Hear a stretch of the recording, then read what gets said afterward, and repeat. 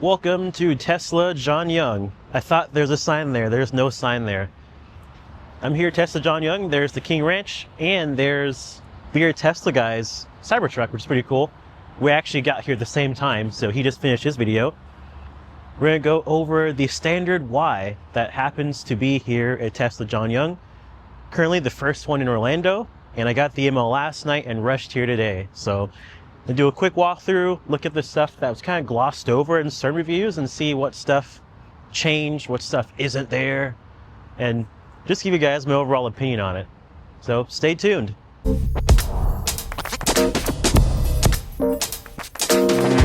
All right, as we walk in, we are greeted with it right up front. There it is. Now this one's optioned with the additional cost wheels. These are 19, so you can get on the regular, now called the premium trim. Over here you've got the new lights. I'm still a fan, like a big fan of these lights. I like them more than the light bar almost. And the new front's actually kind of like, it kind of fits. Yeah. So let's take a look here. Oops. Hello, Justin. I'm just scooch by.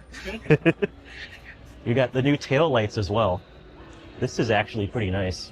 No longer goes across the whole thing. It's just on the quarter panel, if you will. So here, right here, this is just plastic. It still says Tesla on it if you can look kind of closely. And this is actually pretty clean. Very clean. The light's still on, don't worry, it's just the LED effect on cameras. If you open the trunk, it's still powered. So you still have a power trunk, which is great. Over here, sub trunk, lots of space. There are, I'm pretty sure, no subwoofers back here. That's to be expected. Power button for the trunk still exists. And speaking of the trunk, this is actually similar to the old Y, where it's just, you know, one metal piece and the curved glass. Previously, or should I say currently, with the other Juniper Ys, the premium Ys, very square. So it's like, and then this is almost like a section, which I thought they were going to use to like put on different versions of the spoiler for like performance or something like that, but I guess not. But yeah, charge port, NACS compatible. I should hope so. So there's all the cameras all around, which is nice. Little additional little thing right here for aero. Yeah, it looks like we have all the cameras we need for FSD, which is interesting because you can only subscribe to FSD. You can't subscribe to anything else, which is kind of interesting. As far as as far as I remember, that's the case. Still a bottom-mounted license plate holder. This whole area is clean, and from the looks of it, the third brake light is up here, I think. It's very reflective in here, but I think. The interesting thing is, if you look at, let's see if I can run over here really quick. I'd even say it has better taillights than the X. And it's like way less lights, I know. There's small X. And then Y standard. Come on, iPhone, you can do it. There we go. And of course, with the Cybertruck here, what's interesting about these two, both of these two now have had, or currently have, very controversial base models. This one just came out, and the Cybertruck had their rear-wheel drive variant, where you lost a lot.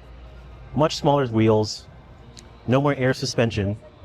I think there were textile seats. You lose the outlets in here. It was crazy. So the value proposition was not very good for the cost.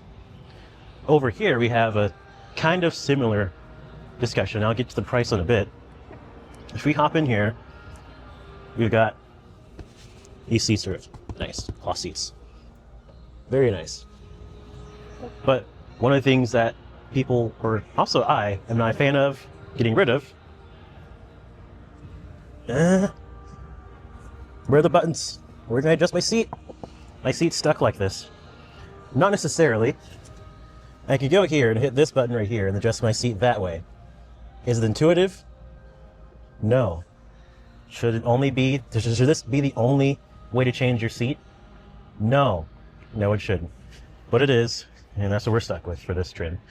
There's turn signal stock though. Hey. So, got the front open. You can take a look at that. Because you're not getting in the way. Very Very spacious as one way to put it. A lot of exposed metal there. Interesting cost savings, even though like there's certain things, right? Minor rant incoming. Certain things I'm like, sure, that makes sense. Other things I'm like, why did they keep this and not take that away? For example, you could make this a hydraulic trunk, no power trunk, so you can keep the buttons in the driver's seat. Well, they don't exist here either. You could keep the front liner, right? Right? Stay with me now. And you can get rid of... Well, okay, alright. That one I'm not sure. But you get the point. And then, one of the things I immediately forgot. Headliner. Now, there is glass up here. And it looks like the same glass that's on the regular one. But in here, nothing. Nothing. I don't get it. Because the glass is still there. Now, reasons that we've been provided are, one, thermals. Helps keep the cabin cool. Okay. And also for efficiency. Two, this is more of an opinionated version. Upsell to the higher trim. You want a glass roof? Sorry, buddy. You got to get a premium trim. So, I could see that. I could see that being the reason why, because there's definitely not a really functional reason except for temperature. Very, very, very basic. Very basic. Very basic this front is. I feel like I can just pull this out.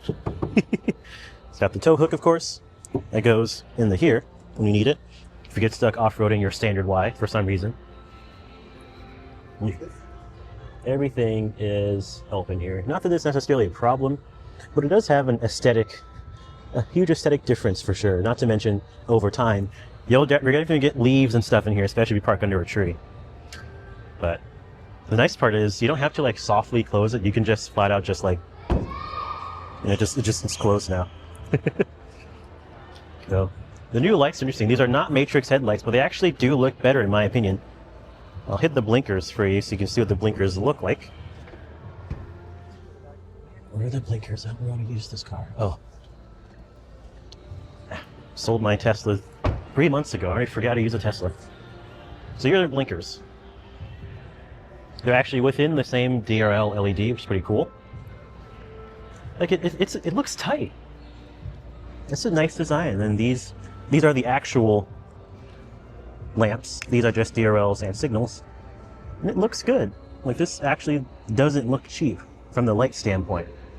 No light bar, but in my opinion, it actually is better without a light bar. That's me. I'm not a fan of light bars in cars. Not a fan of the Cybertruck's light bar, although it does fit that better than the Model Y at least, because it's one piece. Here, this is pretty solid. If you go back inside, now they change the center. Usually is, nope, all the way down there. Count the Cybertrucks. And this I actually really like. I actually want more Teslas to do this. It's more practical almost. I don't really need the storage under here that closes and stuff. It is nice, but I can just use this thing, the center console. So I can just, put a bag or a laptop here. A purse can be put here. Heck, I don't know, a suitcase if you have a tiny one, but you get the gist. You can put just regular stuff in here. I'd say it's more practical than the current version, and I hope more trims get this, either as an option or just in general. Also, those are Geminis. For some reason, the car thinks it has Geminis. Interesting. Is it not able to support the cross flows or whatever they're called? Let's see. Service, wheel and tire. Oh, it's grayed out. Yeah, so right now it's configured with the wrong tires, which is interesting. So range figures might not be correct, but not too important. You at least get the same software. Everything's fine software-wise. Reflects the new interior. You can see the different material on the screen, which is very nice. I love the detail of Tesla software. It's so good. Steering wheel feels the same. Seats are obviously different. Plastics around here, I haven't spent much time in the Juniper Y to determine if it feels different or not, but it does feel, definitely feels like darker or less airy without the roof glass. I've never experienced a Tesla without this before, so that's definitely an adjustment. I will say, especially being in Florida, just look at how bright it is out there. It's like 1,000,000,000 degrees out there. It will benefit temperature-wise, like I said earlier. It definitely will. And that, sure, that makes sense. But at the same time, you could just get a roof shade, you know, versus just like making it to where we can't have it. But, you know, either way, in-cab cabin camera, so you can use FSD and you can have attention monitoring. AC, let's look at the AC settings. Whoop. Can you still split AC in this version? You can. So AC still splits, you can still double tap and turn one off, or hold and tap. Like I said, I forgot to use Tesla. It's only been 3 months. Wireless charger here, charging pad. Also kind of looks and feels a bit better. I kind of like that. Just look at the glove box. There it goes. Oh yeah, it's a magnet, I forgot. The Cybertruck is like that, I think. No, I think it's a drawer. Sorry, disregard that. But yeah, it's pretty good. So sound-wise, it has the same audio setup as the previous base Y. So just speakers down here, over there, dash, and these two little guys here and here. No subwoofer known to man in this car. Only bass you'd usually get would come from here and maybe the dash. And no roof-mounted speakers either. There's something I did forget though. Apologies for the kids running around. The cup holder. Big prominent Tesla Twitter accounts are praising for some reason. It's just a cup holder, it's not that big of a deal. But it's like, wait a second. Oh, so yeah, so why is this here if you can't? I guess it's, okay, it acts as a latch. Okay, I was like, this looks like what would be for the drop down one right here. But now it just pulls the thing down, it unlocks the latch right here. And your cup holder. Just don't spill anything on this, it'll be very tough to get out. It's the same, you know, felt material as the rest of the flooring back here. Oh, there are speakers in the trunk though. Look at that. Very nice. We usually have some space from the back. We're just up here. Seats feel fine, and like the only part that you're really gonna tell is like, oh, it's a different material. It's like the bottom seat and right here. The rest of it's still pretty much the same vegan leather that they use in the rest of their car. So like it feels the same almost. Like I don't feel any different. If anything, it almost feels more comfortable. Here is the new rear AC. I'm guessing that, okay, yeah. Actually a pretty cool setup.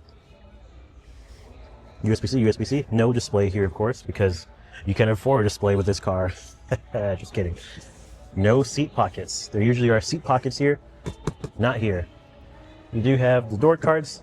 You know, the door card storage here, as well as the emergency latch is right here. Material here is nice. But yeah, definitely Tesla, they will make you feel that it's a cheap car for sure. Now the wheels are the optioned cross flows or whatever they're called. I can't remember, so don't quote me on it. But there is an 18-inch option with an all-new aero cover that I wish was here because I wanted to see it.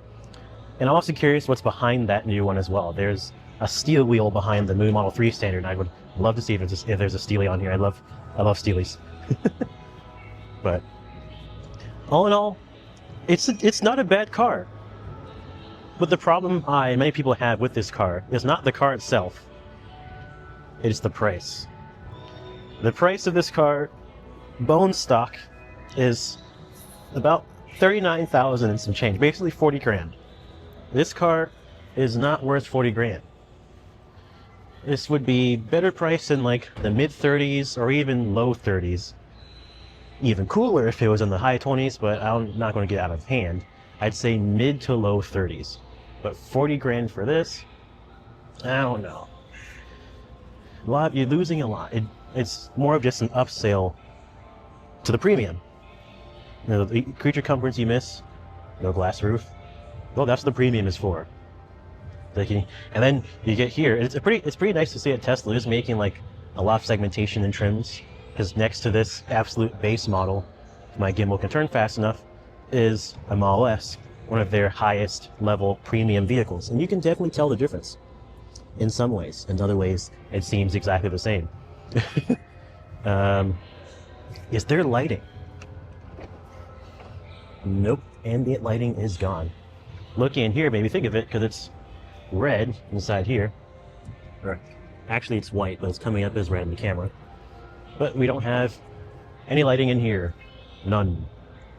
So, stuff like that, you know, like you're missing certain things that you're gonna want in the premium, and that's what I think this car is here for. If anything, it'll be a lease monster once they allow you to lease. Of course, you can't lease right now. But once they allow you to lease, I think that will be what this car's primary way to be obtained, and probably the most efficient and potentially the smartest way to get this car is by leasing it and then returning it for something better. I wouldn't buy this in cash just because there are better options. The Standard 3 is a lot better though, thank goodness. I hope they have a Standard 3 here soon so that we can look at that next. But for now, this is the Standard Y. Let me know what you guys think, and soon I'll do an audio review once I can actually blast some speakers. So let me know what you guys think. Would you buy one, or do you think it's also overpriced? Let me know.